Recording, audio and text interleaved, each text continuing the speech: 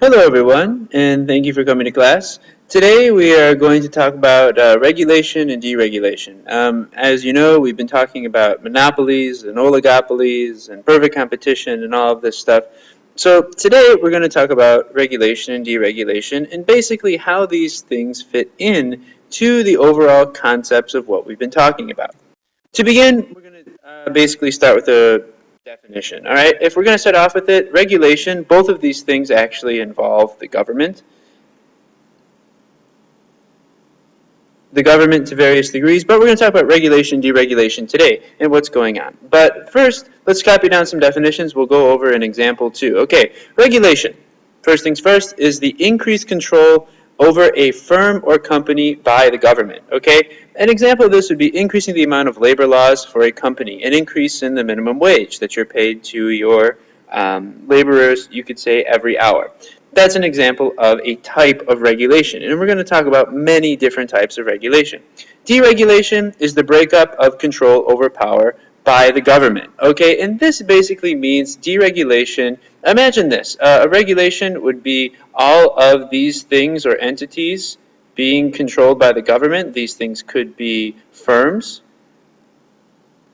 Okay, and government control sometimes is a very good thing and sometimes it causes some problems. And if you have deregulation, you would have all of these firms having more autonomy and perhaps more power to do what they want, to set prices or costs or hire people or fire people. But sometimes companies do need to be supervised because companies sometimes in big corporations get out of control. Okay, an example of this deregulation is allowing companies to set their own wages for their workers and not have a government minimum wage. Now, the goal of government or the goal of market intervention, as we like to call it, is basically to keep firms from controlling the price and supply of important goods and services. Okay, so this only affects, you could say, certain or select industries. Not all things are controlled or regulated by the government. Okay, and some industries are more regulated than others. We'll go over that in a little bit. Okay, however, you should know that if the government needs to regulate an industry, they use what are called antitrust powers. Okay, a trust basically is another word for a monopoly. And they watch and regulate industry. They stop formation of cartels, monopolies, and they break up existing monopolies if they get too big. Okay? Now, I'll give you two examples right away from U.S. history. Microsoft used to be a big monopoly. They used to, when you bought a Microsoft computer or an IBM, they used to have the Internet Explorer browser already installed on the computer. And this made it really, really hard for other programs to install themselves on the computer and browse the web. For example, Google Chrome, or at that time they had something called Firefox. But basically there were a lot of complaints against Microsoft that they were becoming a monopoly.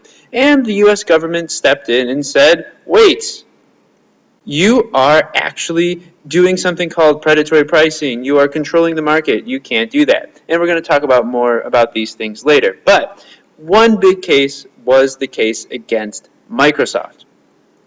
Another case against Microsoft was with AT&T. Basically, imagine AT&T as China Mobile, but rather than China Mobile being this really cool, awesome Chinese company, AT&T was increasing the prices and they were providing really, really bad service. Okay? And basically people got really irritated. They complained to the government, and the government of the United States asked AT&T to deregulate.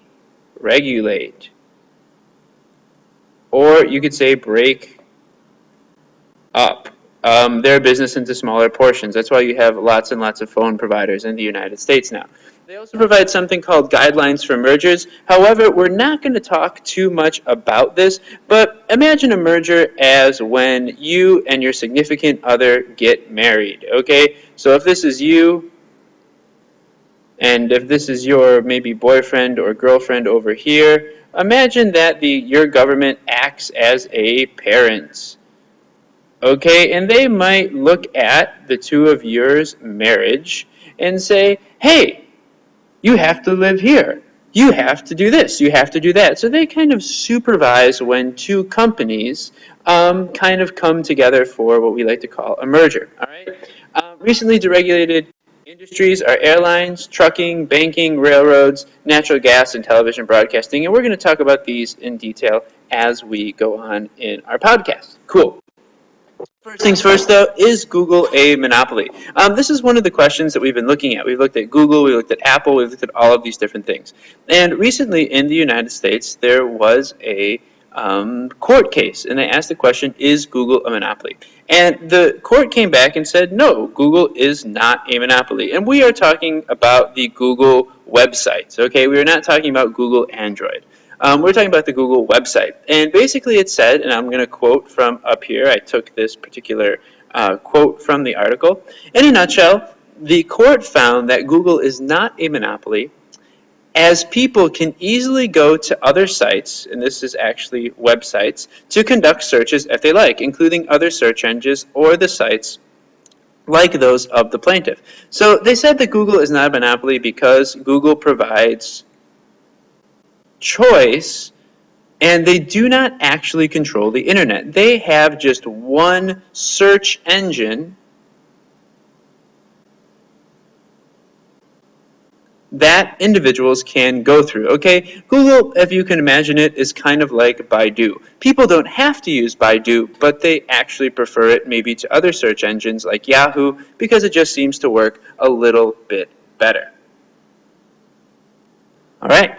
One of the ways in which deregulation happens, or you could say one of the causes of deregulation, is basically when there is something called price fixing. Okay? Price fixing is basically when a particular company sets the price of something either too high or too low. Most of the time, price fixing happens when they set the price below the cost for the short term. And what does this do?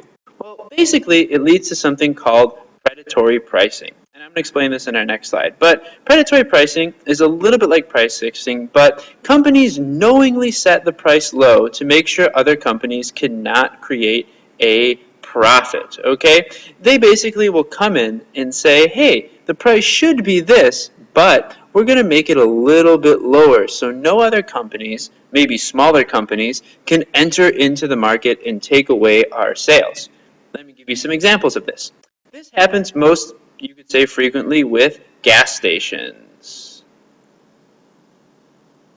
Okay, as you can tell on the right, we have Shell Corporation over here, and let's say that the price of gas is $3 USD a gallon.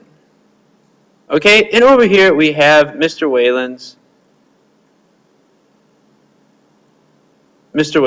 gas. Okay, now Mr. Whalen is just Mr. Whalen. Okay, maybe he lives with Sunny Dawn and they've opened up a gas station together and they've gone back to the United States. However, Shell Corporation over here and Mr. Whalen ideally should sell the gas for $3 USD a gallon. However, the people from Shell Corporation have realized that if they sell gas for $2.50 a gallon, that people will not go to Mr. Whalen's gas station. As you can see, it's empty, and they will go to the Shell gas station. Now, the price of gas should be $3, but because there is a monopoly, because there is a very large corporation that is practicing price fixing, they know that the price of gas should be $3, but instead they sell it for $2.50. Therefore, they take competition from Mr. Whalen and put it to their particular gas station. This is an example of what we call price fixing. This also happens when you have two different drug companies. Okay, one drug company might artificially lower the price of their drug in order to put another drug company out of business. Typically, this happens when you have a very large company in competition with smaller companies. For example, Shell Gas versus Mr. Whalen's gas. Now, I'm not necessarily picking on China, but the question is, does this happen with Chinese firms? As you guys know, China is a very, you could say, big and powerful country, and sometimes Chinese firms actually participate in price fixing. In this particular situation, there's a China Pharmaceutical Group. I think they're actually in Beijing, and basically they have been accused of price fixing for vitamin C. They are selling vitamin C below the market rate, and they're causing a lot of other companies from the United States and other places to not be able to enter the vitamin C market. Okay, and this is really, really interesting because China trades with all these other companies. Price fixing is prohibited. You cannot artificially lower the price of a certain good or service. Now, this case is still in court. We don't really know if China is price fixing. Maybe they've just found very, very cheap labor, or maybe they're using lots and lots of technology to lower the price of vitamin C. We don't know, and that's why there are international courts of law where these particular cases go to. But this is just a global example. On to the next thing. Okay. Essentially, predatory pricing leads to one or more firms being forced out of the market. And this is limiting consumer choice and competition. And this results basically in higher prices.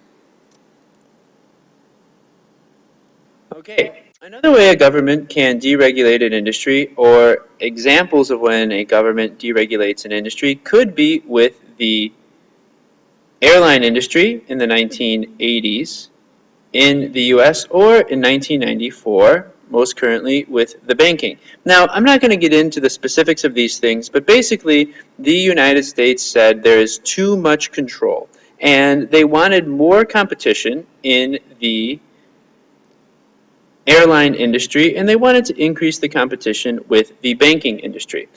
Some of these results were very positive and very good, and other results were not so good. However, we're going to talk about them really quick.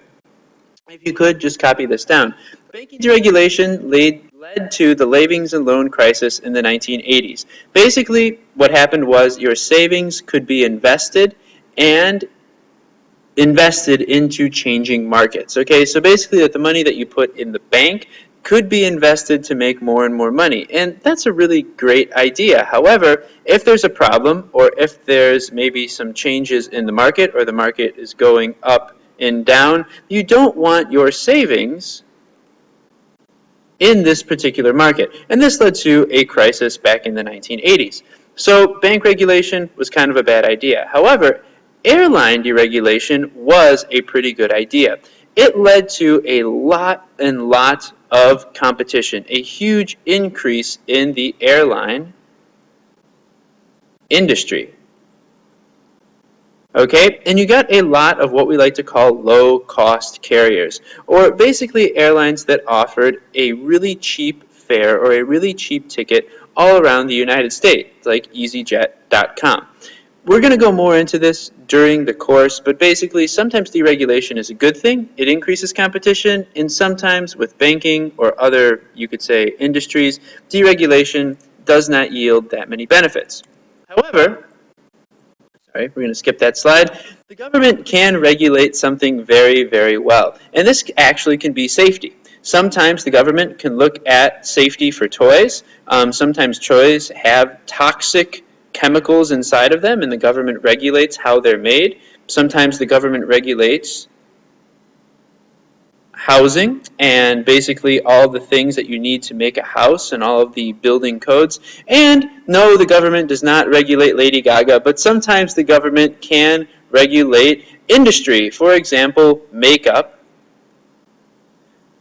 toys, and other things. Okay, so governments provide not just regulation for labor, but they also provide safety regulations, and they will intervene in markets if necessary. Okay, to close, let's answer these particular questions in your notebook, and we're going to review them in class when you're done. Take a moment, copy them down, and thank you for listening.